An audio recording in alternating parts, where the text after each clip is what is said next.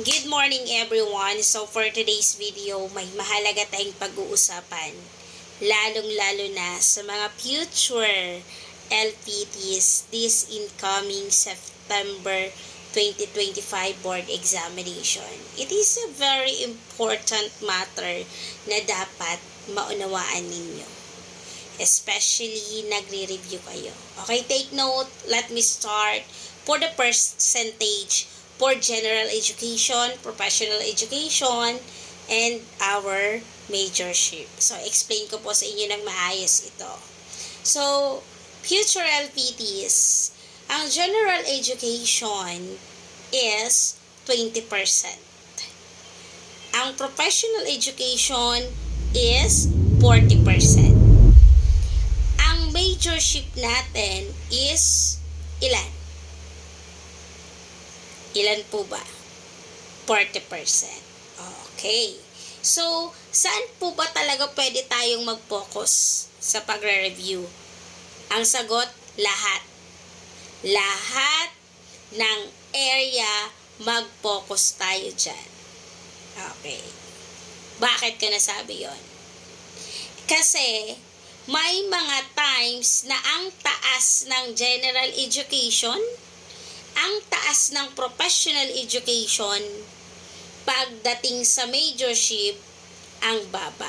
Ang tanong, nahatak ba yung majorship ng general education and professional education?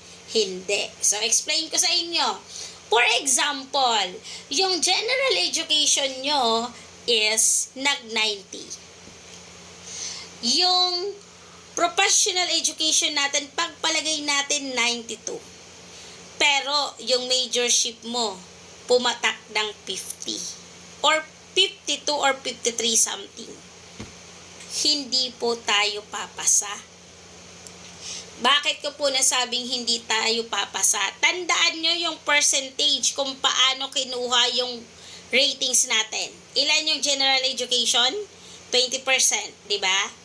Ilan yung professional education? 40%. Ilan yung majorship? 40%. Ibig sabihin, kung naging failed kayo dito, kahit anong taas ng dalawang yan, ng general education tsaka professional education, pag 50 ang average nyo dyan, automatic it is failed. Lagi nyong tatandaan dyan. Okay, Ma'am Grace, kasi may time po na failed naman sa majorship, pero nag-75 kasi nahila ng general education at professional education. Ito lang ha, para malaman ng pangkalahatan. Sa po kasi, majorship natin ha, according to the PRC to ha, kailangan ng average mo hindi bababa ng 60 pababa or magla-line of 5 ka. Kasi may times na tumaas yung general education, mataas yung yung professional education, pero failed siya. Palagay natin 74 sa majorship or 73. They have a possibility na pumasok kasi line of 7 na yon. Pero kung ang ratings mo sa majorship is 50 to 60, mahirap hatakin po yan. Lagi nyo pong tatandaan yan. Kaya pag nagre-review po tayo, kailangan pantay. Lahat re-reviewin natin. At magpo-focus tayo saan? Doon sa malaking percentage. Uunahin nating re-reviewin yung malaking percentage. Ano yon? Yung majorship, especially ang major natin, ang pinakamahirap na examan. And take note, it is a last part. Kumbaga, inaantok na tayo. Drain na yung utak natin. Kasi ang unang examination is general education. Followed by professional education. And then, next is the majorship.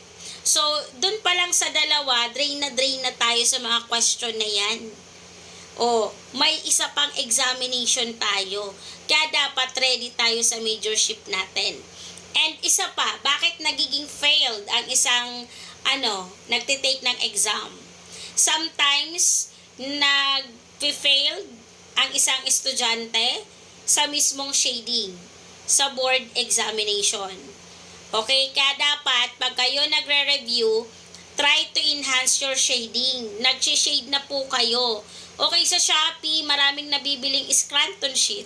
Okay, try to buy Scranton sheet. Hindi na po dapat yung nagsusulat kayo habang nagdi-drills, binibilugan nyo yung A, o kaya naman isinusulat nyo mismo yung letter A, letter B, letter C, and etc.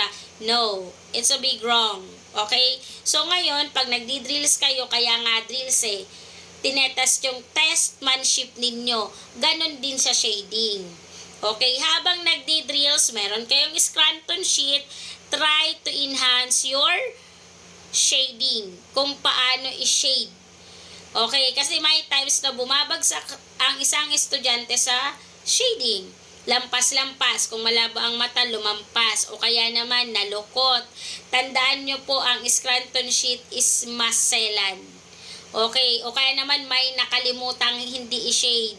So, sabi ng iba, sabi ng mga expert, may times na minsan di na nare-read. Kasi, tandaan ninyo po, hindi naman mano-mano na chine-check ang test paper natin, ang Scranton sheet natin. Anong nag-check dyan? Machine. Kaya masiselan ang Scranton sheet. Okay, so ayan mga future LPTs, kailangan mag-review kayo. Huwag kayong maniniwala agad na pag mataas ang professional education, general education, mababawi sa majorship. It's a big wrong.